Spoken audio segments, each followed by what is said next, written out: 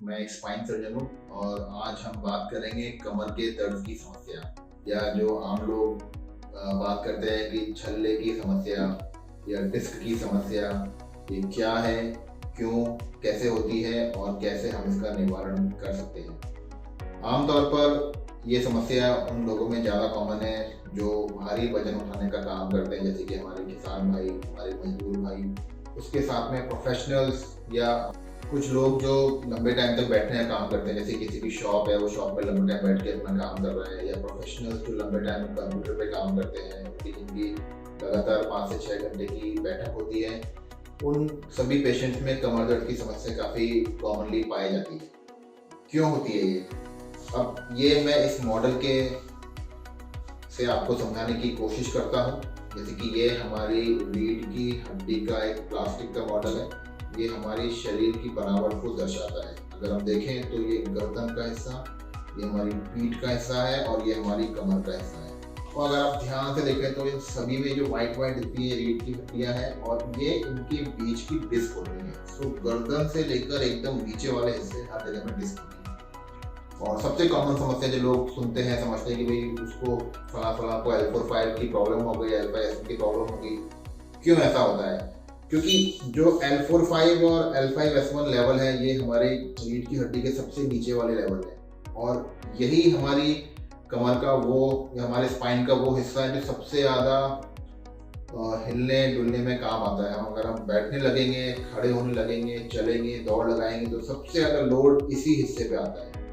और जो चीज़ जितनी ज़्यादा इस्तेमाल की जाएगी, उसका घिसना, उसमें टूट फूट होना, उसके चांसेस उतने ही हाई हैं। जैसे कि अगर मेरे पास एक मोटरसाइकिल है, मैं उसको रोज़ अगर 50 किलोमीटर चलाऊंगा तो वो जल्दी खराब होगी, और एक मोटरसाइकिल अगर जिसको मैं शांति से अगर महीने भर में 30 किलोमीटर चलाऊंगा तो वो लंबे टाइम तक चलेगी। वैसा ही कुछ ये बायोमैकेनिक्स यहाँ भी अप्लाई होती है। सो जो L4-5 की डिस्क है, इन पे बहुत ज़्यादा लोड आता है। इसमें कोई भी समस्या होती है तो ये घिसती है, ये इनका वाटर कंटेंट कम हो जाता है और ये MRI पर ब्लैक डिस्क की तरह दिखती है और तब ये कमर की दर्द की समस्या का कारण बन जाती है। दूसरा मोस्ट कॉमन जो कारण है वो है मांसपेशियां। अगर हम देखें तो ये हमारे कमर का पीछे का हिस्सा, यहाँ इनके ये जोड़ है। हर रीढ़ की हड्डी के लेवल पर हमारे 2 जोड़ होते हैं, एक दायां एक बायां। इसलिए कभी कभी किसी पेशेंट को किसी एक तरफ दर्द ज़्यादा होता है, बीच में भी दर्द होगा और साथ में साइड में भी दर्द होता है। तो जो साइड का दर्द है, इसके एक कारण है कि जो हमारी जोड़ है इनमें कोई समस्या हो जाना, जो कमर की जोड़ है इनमें समस्या होना, या जो साइड में हमारी मांसपेशियां, जिसे लोग आमतौर पर हाड़ौती क्षेत्र में मांसपेशी को भी लोग नसें कहते हैं और काफ़ी कंफ्यूज हो जाते हैं कि क्या ये नस की समस्या हो गई हमें, क्या कोई बहुत गंभीर समस्या हो गई कि हमें कमर का दर्द शुरू हो गया। 90% कमर का दर्द के अगर हम कारण ढूंढने जाएं तो कोई बहुत गंभीर समस्या सामने नहीं आएगी। सभी मैक्सिमम पेशेंट्स को ये कमर दर्द के कारण होता है इन मांसपेशियों की लचक लग जाना। जैसे कि गाड़ी में जा रहे हैं, जोर का झटका लगा, अचानक से मांसपेशी में लचक हो जाएगी, सो वो दर्द का समस्या बन जाएगी। किसी ने झुककर भारी वजन उठा लिया, मांसपेशी पे लोड पड़ेगा तो वो फिर से एक कमर दर्द का कारण बन जाएगी। सो सबसे कॉमन कारण जो हम हमारे पेशेंट में देखते हैं कमर दर्द का, वो होता है मांसपेशी की समस्या। इवन मुश्किल से 20% पेशेंट्स में ही डिस्क की समस्या सामने आती है जांच कराने के बाद कि जो कमर दर्द का कारण बनती है। तो बिल्कुल पेशेंट्स को डरना नहीं होता, घबराना नहीं होता, कुछ बातों का पालन करना होता है रोजमर्रा के जीवन में ताकि वो कमर दर्द की समस्या से बच सकें। और ये लोगों में गलत धारणा बनी हुई है कि कमर के दर्द अगर किसी को हो जाए, जो सामान्य कमर का दर्द है, उसके लिए ऑपरेशन की जरूरत पड़ती है। बिल्कुल भी किसी ऑपरेशन की जरूरत नहीं पड़ती है कमर दर्द की समस्या के लिए। इस तरह की कमर दर्द की समस्या गर्म पानी का सेक, कुछ जेल, कुछ 5-7 दिन की दवाइयाँ और कुछ हल्की फुल्की योगा की कसरत से एकदम अच्छे हो जाते हैं। तो अगर किसी को ये कमर दर्द की समस्या है जो बार बार पलट कर वापस आ रही है, जो छोटे मोटे ट्रीटमेंट लिया शुरुआत में उससे ठीक हो रही है, बट अगर बार बार समस्या हो रही है तो इस तरह की समस्या को जाने देना नहीं चाहिए। क्योंकि किसी मरीज में हमने देखा है जो 2-3-6 महीने के लगातार दर्द से परेशान है, जिन्होंने हर तरह का टोटका कर लिया, पहलवान के पास चले गए, नस भी खिंचवा ली, खून भी निकलवा लिया। किसी पेशेंट में अगर मैं जांचें कराई तो कुछ गंभीर बीमारियां हैं जो सामने आती हैं, और अगर उनका समय रहते इलाज शुरू कर दिया जाए तो पेशेंट गंभीर समस्या से बच सकते हैं।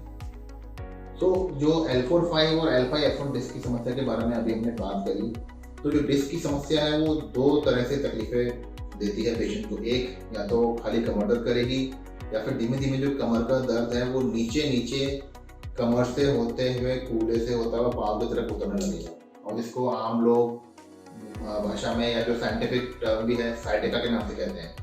लोग इसके बारे में अखबारों में पढ़ते हैं, मीडिया में, फेसबुक पर दोस्तों से इसके बारे में काफ़ी चर्चा भी होती है कि भाई उसको फला फला को तो साइटिका हो गया, वो तो बेचारा गया काम से, उसको कोई नहीं बर्बाद हो गई। ये तथ्य नहीं है, ये बिल्कुल गलत धारणा है लोगों की। साइटिका एक बहुत ही कॉमन समस्या है, उससे बिल्कुल डरने घबराने की जरूरत नहीं है, उसका इलाज संभव है। 90% पेशेंट साइटिका के वो कुछ दवाइयों से, गर्म पानी का सेक, कुछ योगा की कसरत से ठीक हो जाते हैं। और वो हर पेशेंट को ठीक होने का समय अलग अलग होता है। कोई व्यक्ति 1 महीने में ठीक हो सकता है, कोई 2 महीने में, कोई 3 महीने में, कोई 6 महीने में। ऐसा बिल्कुल भी नहीं है कि हर साइटिका के पेशेंट को सर्जरी की जरूरत पड़ेगी। 95% पेशेंट्स को सर्जरी की जरूरत नहीं पड़ती है, वो दवाई से ठीक हो जाते हैं। और उसमें कुछ कसरत, कुछ वॉकिंग, कुछ डूज एंड डोंट्स का पेशेंट को पालन करना पड़ता है। तो बिल्कुल भी साइटिका की समस्या से पेशेंट को डरना घबराना नहीं चाहिए। और वो दूसरा, किसी पेशेंट को ये समस्या है तो उसको मोटिवेट करें कि वो स्पेशलिस्ट से जाके मिले, उसके साथ बैठ के डिस्कस करें कि समस्या क्या है, क्यों है, कैसे इसका निवारण कर सकते हैं। साइटिका की समस्या से पेशेंट को डरना घबराना नहीं चाहिए। ये मैंने देखा है कि पेशेंट बहुत ज़्यादा घबरा जाते हैं कि भाई मुझे तो साइटिका हो गया, मेरा तो जीवन बर्बाद हो गया, मैं कोई काम नहीं कर पाऊंगा। ऐसा बिल्कुल नहीं है। ऐसे बहुत सारे उदाहरण है हमारे सामने, बहुत सारे स्पोर्ट्स पर्सन, बहुत सारे CEOs, इनके बारे में अगर आप पढ़ेंगे तो जानेंगे कि उनको भी साइटिका की समस्या थी, बट उन्होंने सही इलाज लिया। कुछ तो ऐसे क्रिकेटर्स हैं जिनको साइटिका की समस्या थी है, पर वो एक क्रिकेट जैसा हाई कॉन्टैक्ट स्पोर्ट्स गेम भी खेलते हैं।